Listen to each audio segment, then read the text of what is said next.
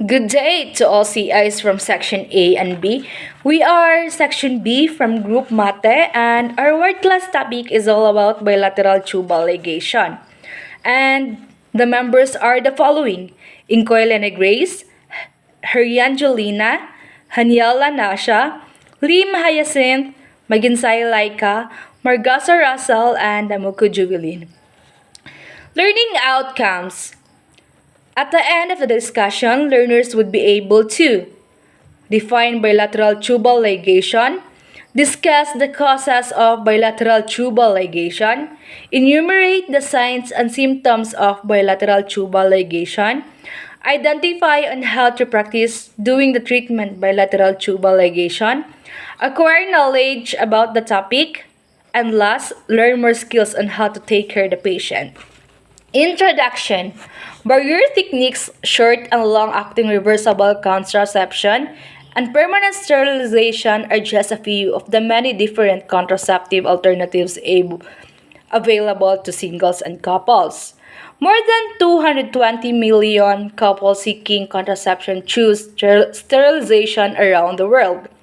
According to data from the National Survey of the Family Growth, from 2006 to 2010, 47.3% of married couples in the United States use sterilization as their primary method of contraception, followed by tubal ligation at 30.2% and vasectomy at 17.1% for women who have finished having children.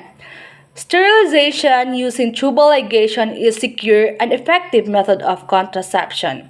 Additionally, tubal ligation might offer non-contraceptive advantages like better menstrual cycles and lower ovarian cancer risk. Definition.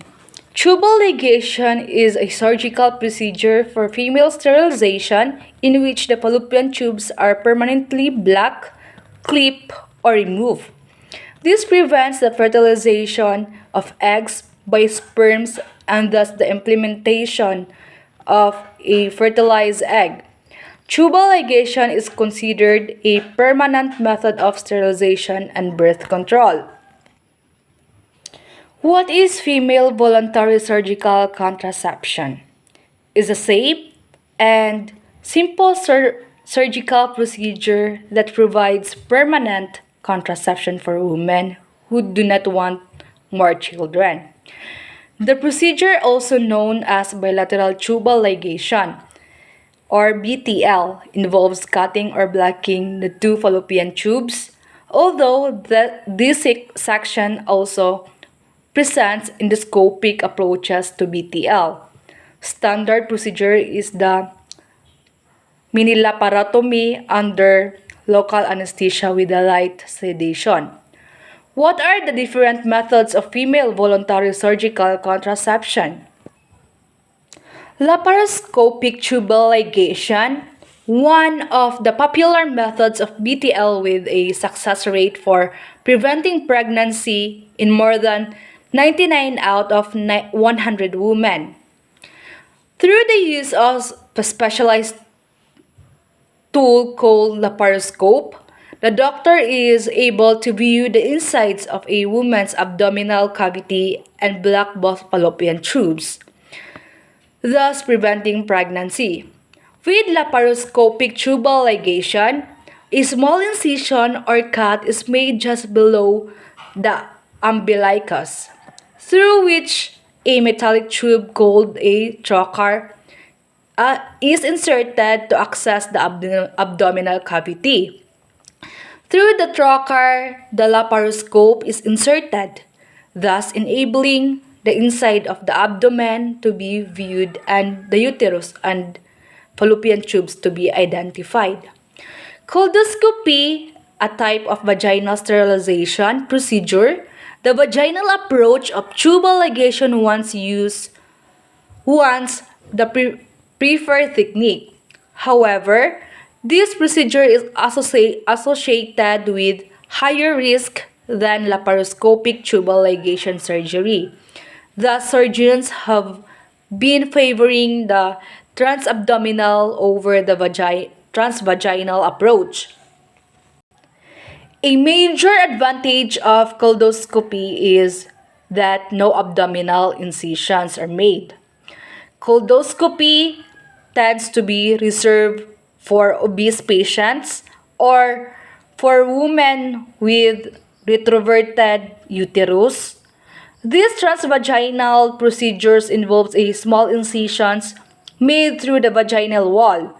However, a coldoscopy may be difficult to perform because it requires a woman to be in a knee to chest position while under local anesthesia.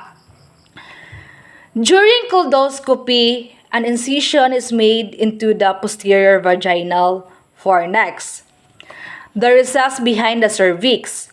A coldoscope, which is a type of endoscope with light that is used to visualize female pelvic organs, is inserted through the incision in the peritoneal cavity.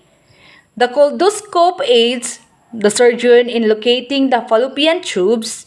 The fallopian tubes are pulled through incision into the vagina.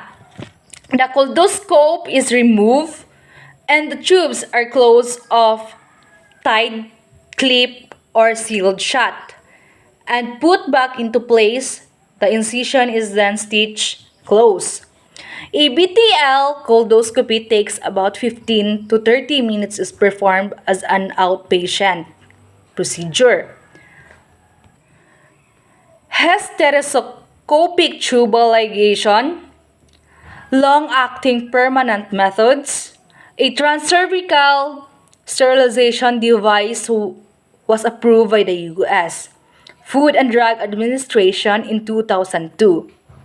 The microinsert is known as Assure.